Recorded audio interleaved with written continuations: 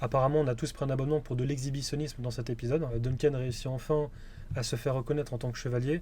Malheureusement, il subit toujours autant de mépris, il se fait autant ridiculiser, que ce soit par des gueux ou des membres de la famille Targaryen. Ce qui est intéressant dans cet épisode, c'est qu'on y découvre voilà, les nouveaux protagonistes de cette maison, la nouvelle tenue des gardes royaux, qui sont en blanc avec des ornements draconides. On y reconnaît un petit peu une espèce de teinte de nuance de couleur d'œuf de dragon. Sa persévérance, même maladroite, a fini par payer, et il arrive finalement à avoir de l'aide par une artiste comédienne qui accepte de lui peindre son bouclier avec son emblème. Moi, j'ai trouvé que la scène la plus touchante, c'était le bref échange qu'il a eu avec ce forgeron. Avec une carrière imposante, il a su déceler en Duncan une forme de sincérité, une détermination à toute épreuve. Et c'est un peu comme si, pour obtenir l'équipement dont il a besoin, il est obligé d'entreprendre une action forte, comme vendre un de ses chevaux qu'il adore tant, pour pouvoir s'équiper et concourir à ce tournoi.